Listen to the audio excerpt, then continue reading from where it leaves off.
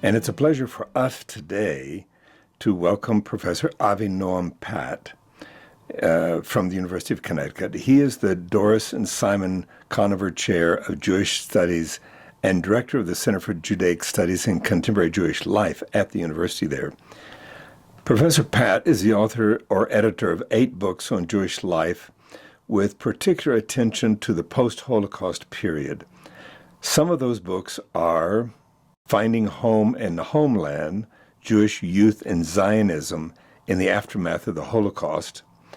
But other books that he's written are We Are Here, New Approaches to the Study of Jewish Displaced Persons in Post-War Germany, and The Jewish Heroes of Warsaw, The Afterlife of the Revolt, looking at the Warsaw Revolt itself.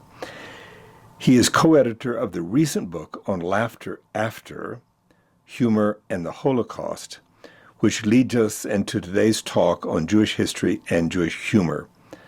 Dr. Patt, it's a pleasure to welcome you to the New Mexico Jewish Historical Society as the keynote speaker for this annual meeting. Dr. Patt. Okay, wonderful. Thank you. Thank you so much, Ron, and thank you, Linda, and thank you to the New Mexico Jewish Historical Society. So I thank you for the invitation to beam me in from Connecticut for a hybrid program, and thank you everyone for being here. So what I propose to talk about today, because I do a lot of work in the field of modern Jewish history, and I teach quite a bit in modern Jewish history, Holocaust studies, but I also teach a class in Jewish humor, which you might imagine is actually a rather popular class in Jewish humor here at the University of Connecticut, is that we would do a topic today that would look at the relationship between Jewish history and Jewish humor. So I'll speak briefly in the time that we have, and leave some time for questions, I hope, in the last few minutes of the talk. So you'll see that the title of my talk is Tragedy Plus Time, with a question mark, Jewish History and Jewish Humor. And one of the things that I want to examine today is this relationship between Jewish history and Jewish humor, but I also want to examine this question mark that I have here, this question mark around tragedy plus time, and see whether that famous formulation of tragedy plus time equals humor or tragedy plus time equals comedy is always true, or are there certain cases where it does not apply. So in my class, when we study Jewish humor, we spend a lot of time analyzing the origins of Jewish humor. Where does Jewish humor come from? Why are Jews so overrepresented in the field of comedy? Certainly historically here in the United States, there was a disproportionate number of Jews in the field of comedy. Still true today, but in the heyday of stand-up comedy and Jewish stand-up comedians in the 70s and 80s, coming out of that Borscht Belt Catskills pipeline, the estimate was that something like 75% of the stand-up comedians working in the 1970s and 1980s were Jewish. So very, very disproportionate to the number of Jews in the American population. And still to the present day, you can see it, which gives us this question of sort of where does this linkage, this relationship between Jews and humor come from? Some go all the way back to the Torah and the Talmud and say that you can look at the origins of the Jews as a people and see some divine spark to that comedy. You can look at the Torah and you can see, for example, that Abraham and Sarah had their first child, and Sarah laughed when God told her that she would have a baby, and they named that child Yitzchak because she laughed. And they said you could see you have the origins of Jewish humor there. Others think that Jewish humor tends to be very intellectual. It involves itself in a great deal of wordplay. It's quite topical. It's quite philosophical. It's often metaphysical, and that we can see its origins in sort of the intellectual tradition of the Jewish people in the Talmud. The part that I'm going to focus on today, in the interest of time, is this question of how do Jews use humor as a response to tragedy? How do Jews use humor as a response to trauma, as a response to persecution, as a response to anti-Semitism?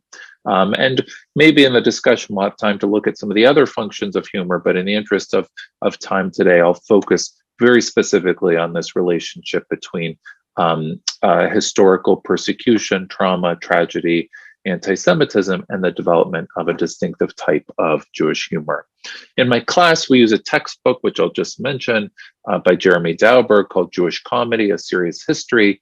And Dauber actually breaks down the sort of origins of Jewish humor into these 7 broad categories that look at this question of what makes Jewish humor Jewish, and very much deals with sort of the nature of Jewish life, the nature of Jewish existence, very often satirical about Jewish communal norms, being intellectual, being booky, etc.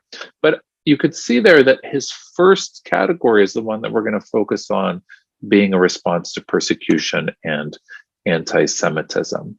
Now, if we go back in Jewish history, we'll see that this is not just a modern phenomenon, but we'll see that on the Jewish calendar, we have both the significance of history as a very core precept in Judaism and in Jewish teaching, the idea of zachor, to remember, as a biblical injunction, a biblical commandment. The verb zachor, to remember, is repeated over 200 times in the Hebrew Bible. So we know that history is a core fundamental component of who the Jews are as a people. Every Friday night when the Jews recite the Sabbath Kiddush and sanctify the wine to welcome the Sabbath, there is an act of memory that takes place, not only the memory of creation and the 7th day being a day of rest, but also the memory of the Exodus from Egypt, that liberation from Egypt, a historical event being a fundamental component of who the Jews are as a people. And we can see also here that in the Purim narrative, we see the idea of humor being a really important fundamental response to persecution and tragedy over time. And so we have comedy in a textual form in Purim. Here you can see both in the narrative of Purim, the idea that you have this evil Haman who is bent on the genocidal destruction of the Jewish people. And in a comic reversal in the Purim story, Mordechai and Esther triumph, the Jewish people triumph, and Haman is the one who ends up getting hung. So we can see that on the Jewish calendar, and certainly on the holiday of Purim, we have this use of humor and this celebration, in a sense, of using humor as a response to anti-Semitism. Other components of the story also reinforce this idea of using humor to make fun of your enemies, to make fun of those who would persecute you. And indeed, many argue that one of the origins of Jewish humor is that it was a really important response for the Jewish people as a response to persecution, to anti-Judaism, that is sort of religious competition between Jews and non-Jews, especially between Jews and Christians historically, and Jews, especially when they became a minority, a powerless minority. The only weapon that they had at their disposal to confront those who were more powerful than them was very often humor. And so we can see humor developing for Jews historically as a weapon. Humor also is a very important coping strategy. It's a psychological defense mechanism. It helps you maintain your sanity, especially in times of persecution. We see this humor developing as a type of social and political commentary, humor that is used by Jews to critique the society in which they live. Sometimes it can be a weapon against the state, used as satire. But it also raises this question when we think about how humor is used as a response to anti-Semitism, as who gets to tell what jokes? How do we divide the line between what is anti-Semitic humor and what is Jewish humor, which both play upon stereotypes? And the question that we're going to get into today, which is this tragedy plus time dynamic.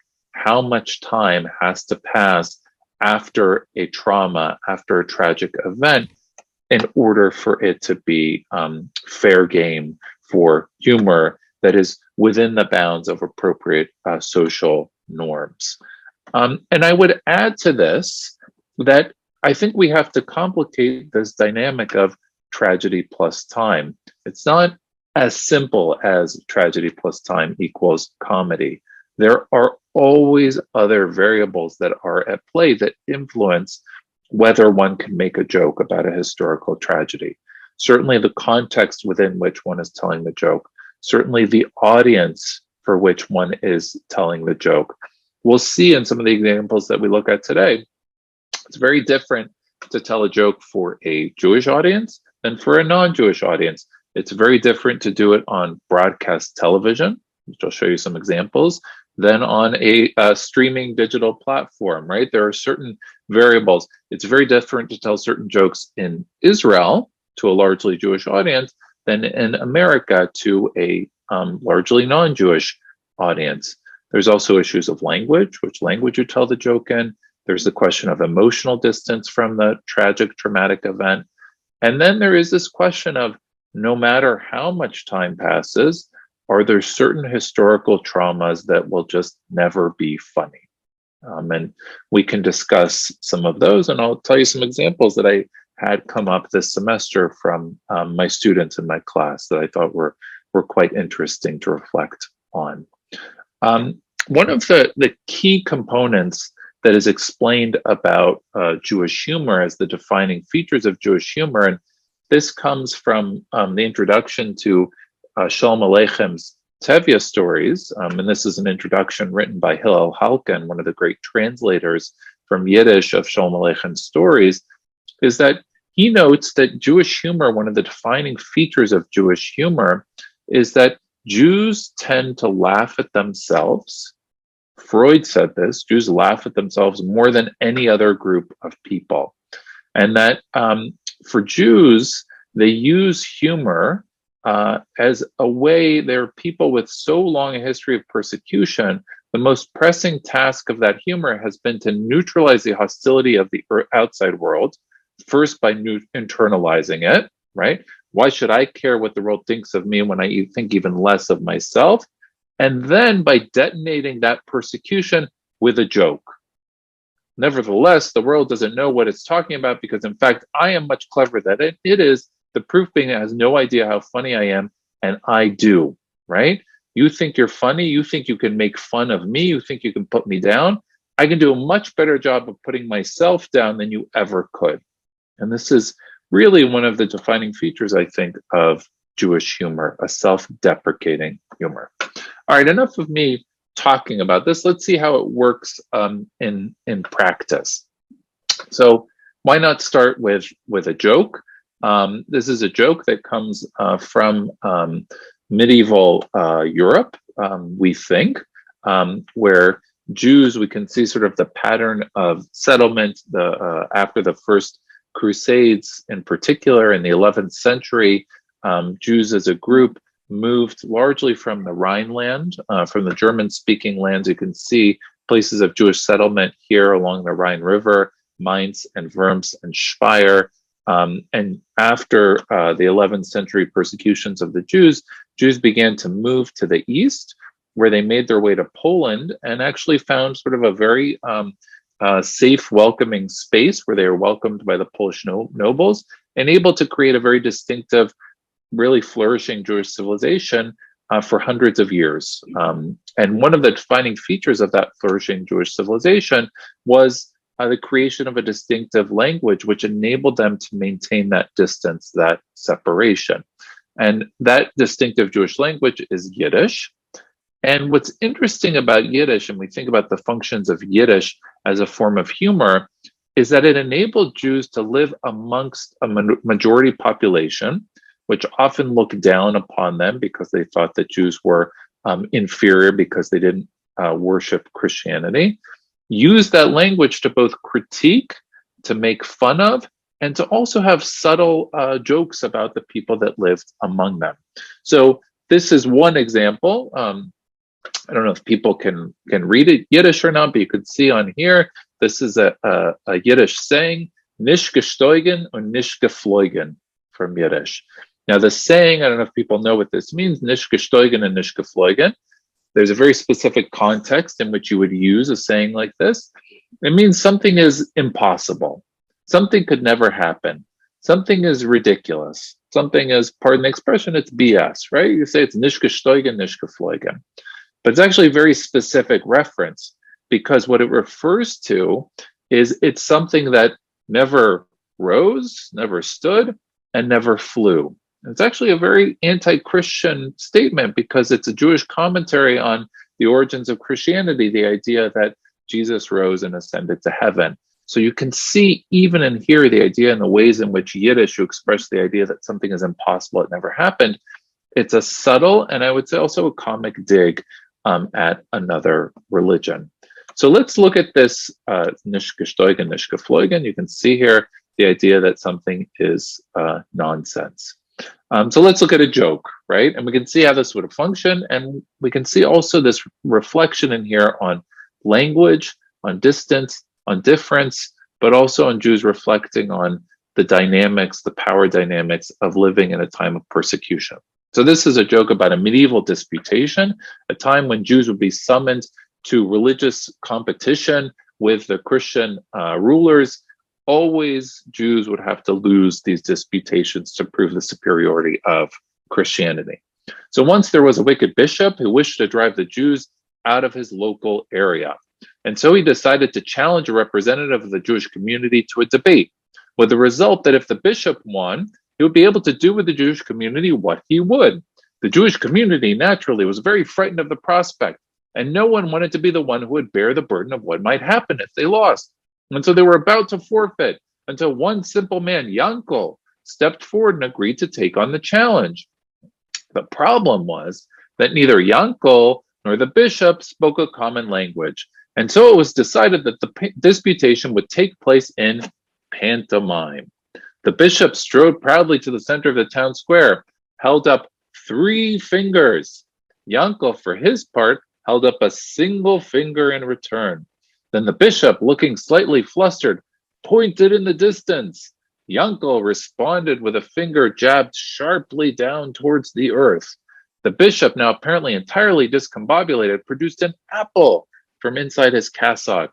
Yankel took out a loaf of bread. And with that, the bishop stalked away, shouting, "Enough! The Jews have triumphed." His fellow churchmen gathered about him around the bishop, asking what happened. He said, "The brilliant Jew had a response for everything. First, I held up 3 fingers to indicate the power and the majesty of the Holy Trinity. In return, the Jew held up a single finger to retort the majestic power is more fully embodied in a singular form, like the one God of the Hebrews. And what is more perfect in essence is finer. In return, I suggested to him that our Son of God would return from afar, from where he is now, to show the Jews the error of their ways. The Jew replied in turn that faith must be judged not by some abstract happening in the distance of the future, but what occurs here in the present, at the moment. And where was our Messiah now? I had one more possibility. I produced Eve's apple, sign of the original sin that scourges us all. But when he produced wheat, the staff of life, showing divine mercy rather than prejudgment, I fell silent. I had nothing more to say." The churchmen shook their heads. Back on the other side of the square, at the synagogue, there was great and festive rejoicing. And the rabbi said to Yankel, "Yankel, how did you do it? How did you best the brightest mind of the church in theological disputation?" Yankel frowned. "To be honest, I don't quite know. First, he told me he wanted 3 debates, and I suggested 1 would be plenty. And then he thought we should do them over there. And I said, here would be fine with me. And then we had lunch." Okay, so it's a classic joke, but you can also see this sort of dynamic of, on the one hand, the ridiculousness of this type of a disputation. Jews generally did not win these types of disputations. There's one famous case, maybe, that they did. But in most cases, they did not win these disputations. But you can see in a comic story like this, the possibility to both poke fun at it, to also show how ridiculous it is to have a disputation where you are not speaking the same language, not, French versus German or Yiddish versus Polish or whatever, but you're not even speaking the same religious or theological language. It's impossible to have any kind of discussion like this And also, you can imagine in a story like this that the Jews win in this joke. So one of the most famous practitioners of this type of sort of Jewish humor that responds to tragedy, and perhaps this tragedy plus time example, is Mel Brooks. So many of you will remember History of the World Part 1, where Mel Brooks really sort of perfects the art form of the comic satirical sketch about historical events.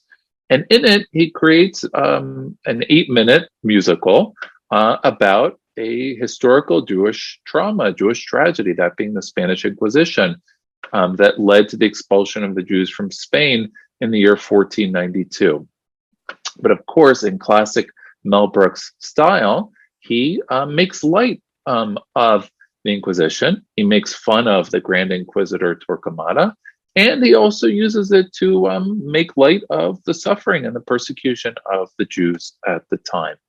So I will show you a brief clip in case you don't remember, to refresh your memory of what happens in the Spanish Inquisition from History of the World, Part 1. Torquemada, do not implore him for compassion. Torquemada, do not beg him for forgiveness. Torquemada, do not ask him for mercy. Let's face it, you can't Torquemada anything. Let all those who wish to confess their evil ways and to accept and embrace the true church convert now or forever burn in hell. For now begins the Inquisition.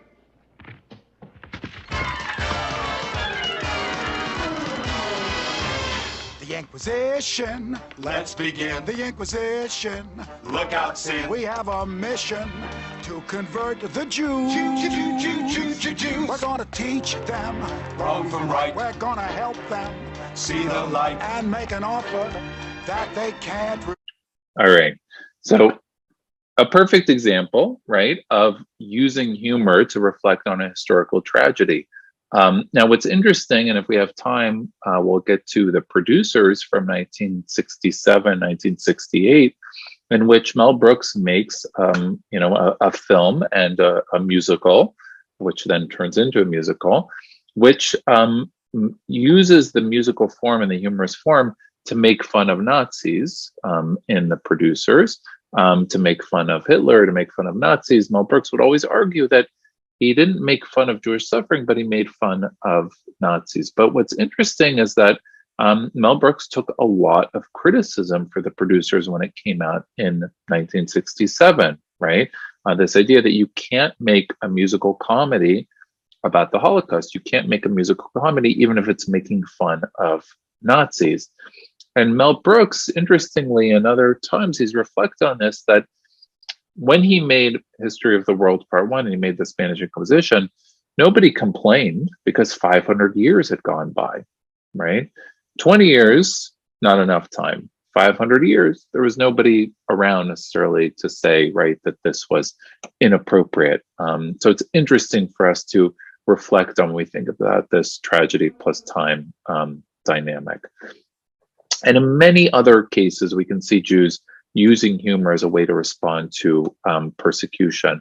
Certainly, Jews living in Eastern Europe, I referenced Tevye. Tevye very often in the Tevye stories, you can see using humor to respond to persecution, humor to respond to the outbreak of pogroms and anti-Jewish violence that would take place in Eastern Europe, jokes that would reflect on this, like this one. In a small village in Poland, a terrifying rumor was spreading.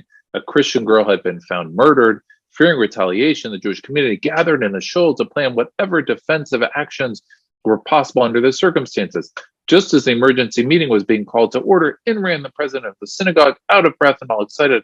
"Brothers," he cried, "I have wonderful news. The murdered girl is Jewish." Right? This is very, very dark humor, right? But we can see this thread of dark humor that emerges among Jews in particular in Eastern Europe with this experience of persecution, using it, I would say, as a coping mechanism to deal with this long history of persecution. Another one, a Jew was stopped on the street by a bully and challenged to say whose fault it was that Europe was in such a mess. The Jews, said the Jew, knowing his audience and being no fool, and the bicycle riders. The bicycle riders, replied the bully nonplussed. Why the bicycle riders?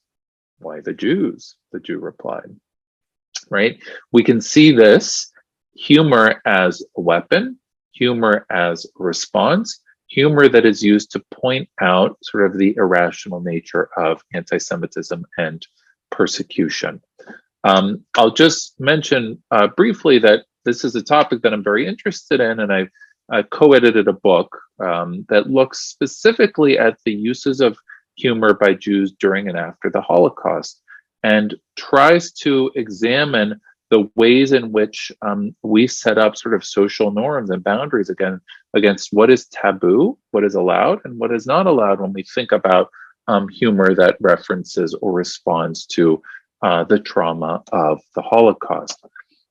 One of the examples that we can point to is the fact that Jews used humor during the war, and certainly in the immediate aftermath of the war, to cope with the traumatic events of World War II and the Holocaust. So one example, you can see here in front of you, cover of Der Stürmer, Julius Streicher's anti-Semitic publication that was part of sort of the effort to educate German citizens about the dangers that Jews presented. And this was a cover from the Ritual Murder, one that argued that Jews conducted ritual murder. So I give this for you for context for this joke about Herr Altmann, and Mr. Altmann and his secretary were sitting in a coffee house in Berlin in 1935. Herr Altmann, said his secretary, I notice you're reading Der Stürmer. I can't understand why you're carrying a Nazi libel sheet. Are you some kind of masochist or, God forbid, a self-hating Jew? Right? Jewish guy, why would you be reading Der Stürmer? On the contrary, Frau Epstein, when I used to read the Jewish papers, all I learned about were pogroms, riots in Palestine, or assimilation in America. But now that I read Der Stürmer, I see much more. The Jews control the banks. We dominate in the arts. We're on the verge of taking over the whole world. Makes me feel a whole lot better, right? So this sort of way of using humor to respond to the ridiculous nature of anti-Semitism, the irrational nature of anti-Semitism, but also say, yeah, right, you're right. We do control everything, right? I remember this meme that I saw that imagined Bernie Sanders sort of sitting on top of a Jewish space laser, firing these space lasers back down to the earth, right? A response to Marjorie Taylor Greene's idea of Jewish space lasers. And certainly during the war, the Jews used humor quite a bit to cope with the trauma of the time that they were enduring, inventing new types of curses that they would recite about Hitler. This comes from an archive, from the Yad Vashem archive. Hitler should grow, soll wachsen wie Zwiebel. Hitler should grow like an onion, das heißt mit dem Kopf in der Erde. That means with his head in the ground. And there were lots of jokes like this that imagined a future reckoning with Hitler and a future death for Hitler, like this one collected in the Warsaw Ghetto. A teacher asks his pupil, tell me, Moshe, what would you like to be if you were Hitler's son? An orphan, the pupil answers, right? And a lot of jokes like this from the period of the war that imagined a future reckoning for Hitler. Hitler, not being a religious man, was inclined to consult his astrologers about the future. As the tide of the war worsened, he asked, am I going to lose the war? Answered affirmatively. He then asked, well, am I going to die? Consulting their charts, the astrologers again said yes. When am I going to die was Hitler's next question. This time the answer was, you're going to die on a Jewish holiday. But when? On what Jewish holiday? He asked with agitation. The reply, any day you die will be a Jewish holiday. And indeed, you can see here, so after the war, this is the first Purim celebrated in the displaced persons camps after liberation. This is in Landsberg in Bavaria after World War II. The first Purim celebration, you had lots of survivors, some of them dressed up as Hitler, putting him on trial, hanging him in effigy. In fact, there was an outside observer who described walking through the Landsberg displaced persons camp on that Purim and seeing that instead of Haman being strung up, there were lots of Hitlers strung up in effigy, so that Jews could finally have their revenge, have their reckoning against Hitler. And this is from a Purim carnival that was held in Landsberg in 1946. All right, so I'm gonna skip ahead here a bit, just in the interest of time, and bring us up to some more contemporary examples from the United States, and one example from Israel where we can see this continuing to play out, right? So Lenny Bruce was one of the cutting edge comedians of the late 50s and early 60s, who also was playing with this question. And he's one of the first to sort of incorporate responses to anti-Semitism, but especially responses to the Holocaust in some of his stand-up comedy. So this is from a Lenny Bruce act. Now, a Jew in the dictionary is one who descended from the ancient tribes of Judea, or one who is regarded as descended from the tribe. That's what it says in the dictionary. But you and I know what a Jew is: one who killed our Lord. All right, I'll clear the air once and for all and confess, yes, we did it. I did it. My family. I found a note in my basement. It said, "We killed him. Signed Morty." And a lot of people say to me, "Why did you kill Christ?" I don't know. It was one of those parties. Got out of hand, you know. We killed him because he didn't want to become a doctor. That's why we killed him, right? So you can see this type of humor being used to respond to both anti-Semitism and sort of some of the original anti-Jewish sources of persecution. Solomon Epstein wakes up on a Sunday morning and, as is his custom, walks up the street to pick up a newspaper and some fresh bagels. As he's returning home, he's attacked by a man coming out of church. A police car drives by, stops, and the cop proceeds to intervene. He asks, "What is going on?" Solomon says, "I have no idea. This guy just started in on me." Police officer turns to the Gentile, who says, "Well, what do you expect? He's a Jew, and the Jews killed Christ." The officer said, "But that happened 2,000 years ago." And the man who accosted Solomon replies, "Yeah, but I just heard about it in church this morning." Right? So again, this idea of using humor both to point out the ridiculous nature of this, but also this idea that some historical tragedies and traumas never end, and they're always current. I referenced the producers before. It's an interesting point of comparison for us to think about when we think about sort of what's the difference between the producers and the Inquisition from hold on, I'm going to skip ahead here. Sorry, in the interest of time. And I just want to end with one final example, which if people are not familiar with this show, I'll just say that it's, I think, a brilliant Israeli sketch comedy show that's called The Jews Are Coming, HaYehudim Ba'im, which basically, and I've talked to the creators of the show, and we invited them for a Zoom program last year.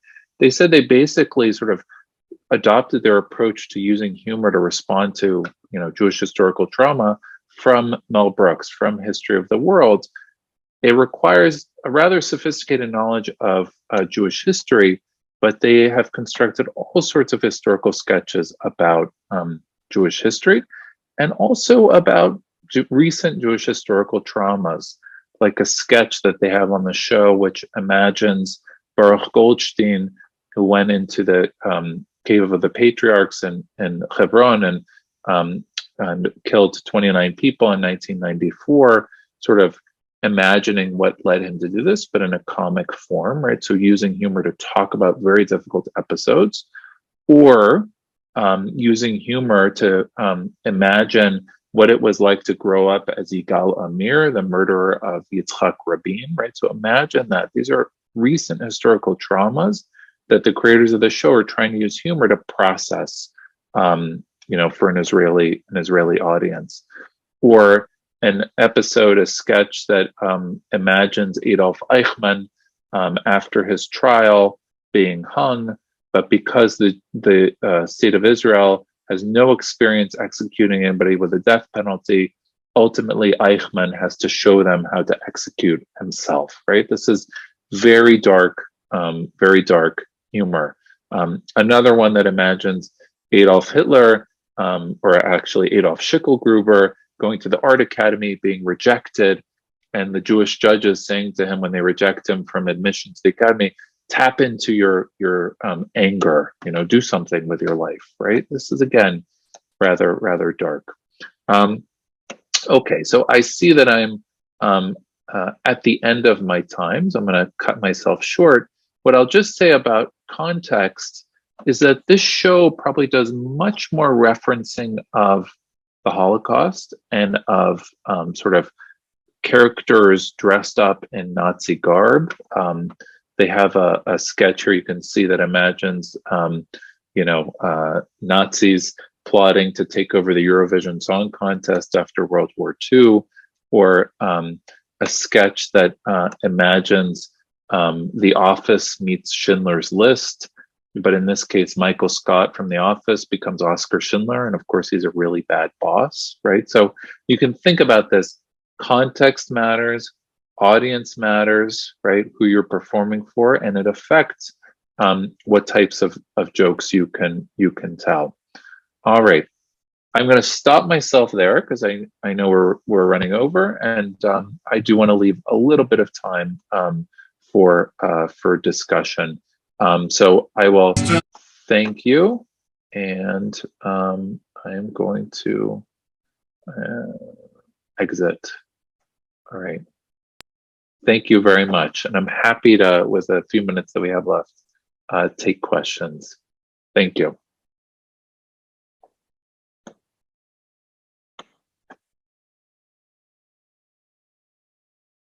Right. We have a couple of questions on Zoom already. Jerry Seinfeld has said his favorite Jewish joke is the following. Two gentlemen meet in the street. One asks the other how things are, and the other says, great. End of the joke. Care to comment? Okay. Thank you for sharing that. That's great. I'm going to respond with a joke, which is going to be my way of responding. What is the difference between a Jewish optimist and a Jewish pessimist? A Jewish pessimist says, there's no way things can possibly get any worse. A Jewish optimist says, oh, yes, they can, right? So that is my response to that joke with a joke, which the basic idea, right, being that Jews, as we know, sort of, there's a very fundamental component of the self-deprecating nature of Jewish humor. Jews are very neurotic. They're always worrying. They're very pessimistic, right? So this idea of non-Jews saying life is great, everything's wonderful, right? That's never something you would see from two Jews meeting on the street. Jews like to complain. They like to kvetch. Nothing is great.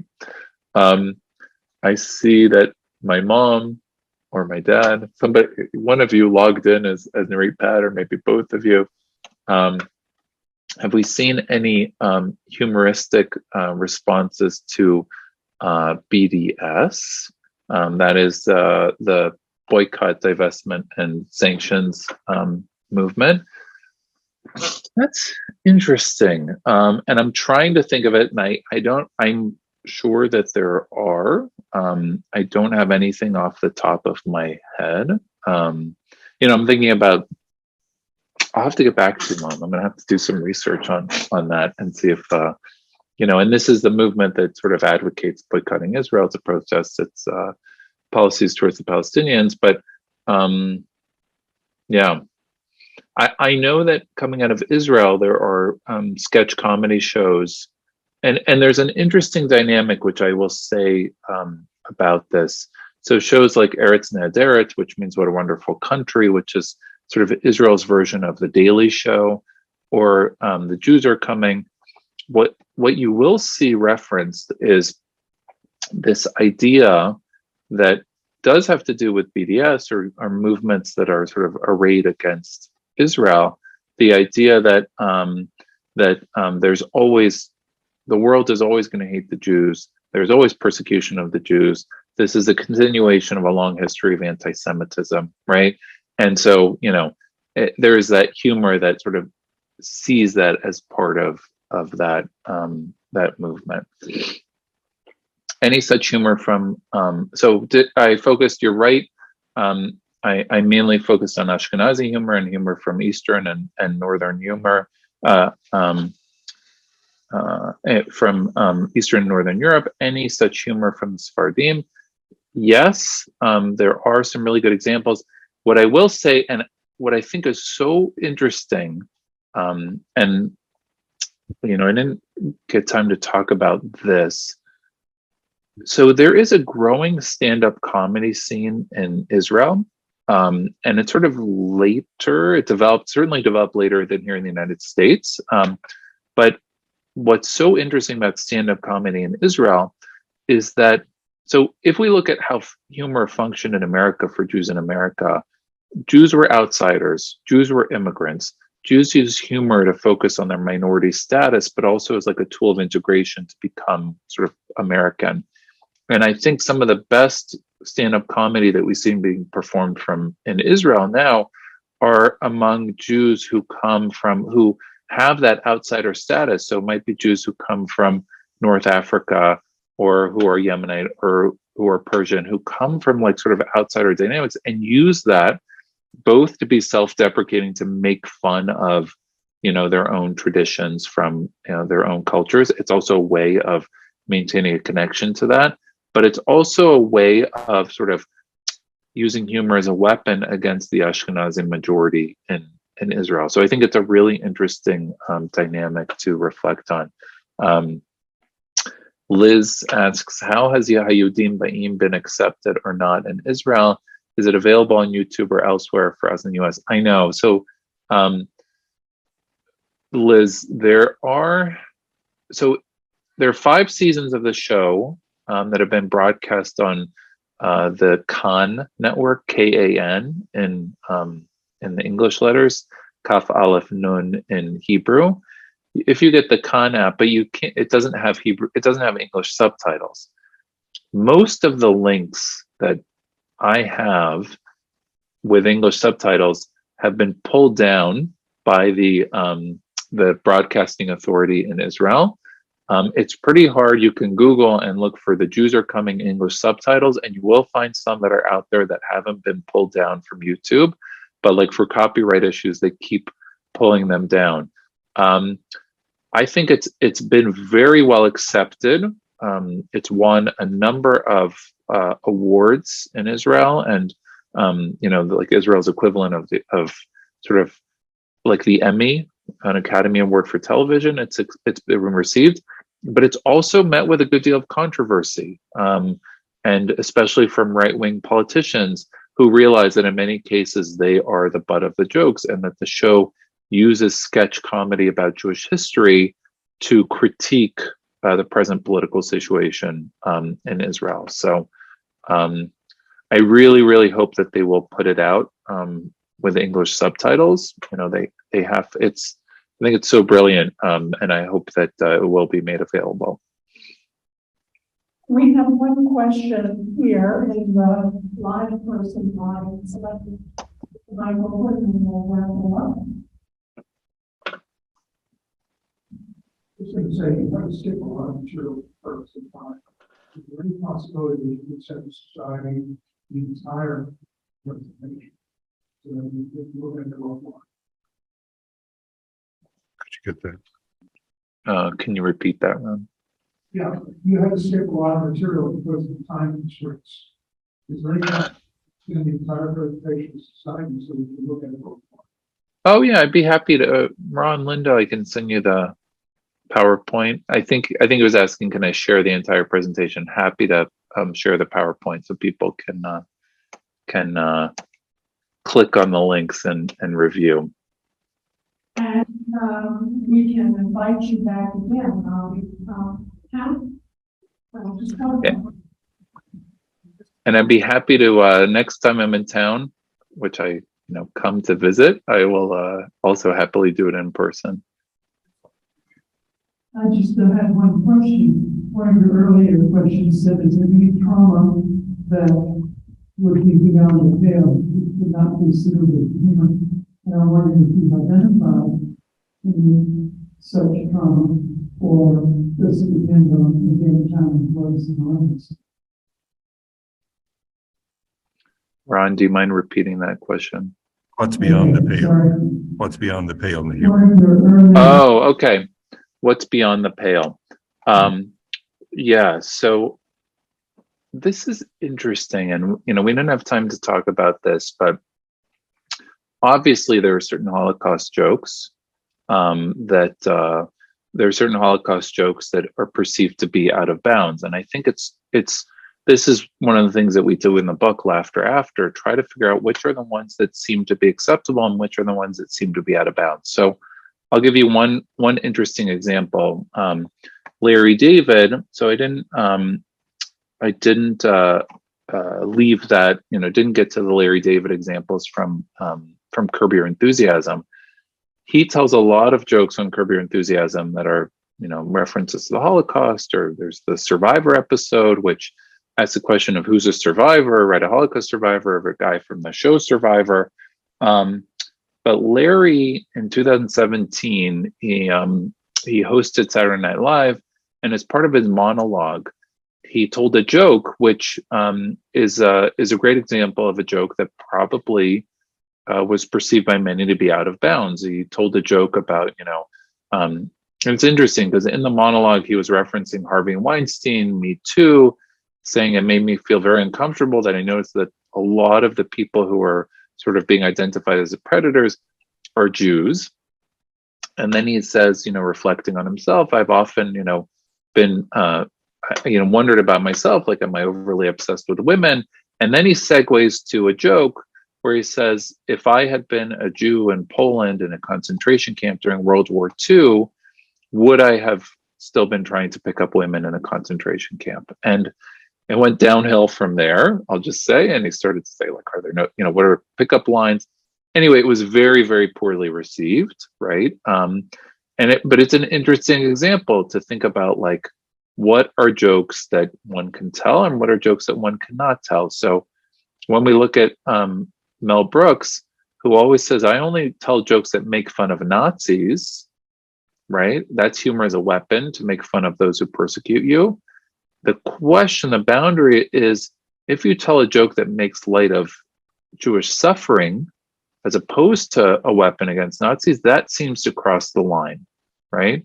So Joan Rivers also, Joan Rivers got in trouble many times in her career, but, another example, I think she was hosting her Fashion Police show with her daughter Melissa or something like that, and she saw the German supermodel Heidi Klum, and she made a comment about, how good Heidi Klum looked. She says, oh, a German hasn't looked this hot since they were pushing Jews into the ovens, right? So that was out of bounds, and people jumped all over and just says, what, I tell jokes, that's how I remember, right? But that's an example of one that people said, no, that's out of bounds, right? ADL said, you can't tell that joke, right? So there are boundaries, right, that usually have to do with suffering, making light of suffering.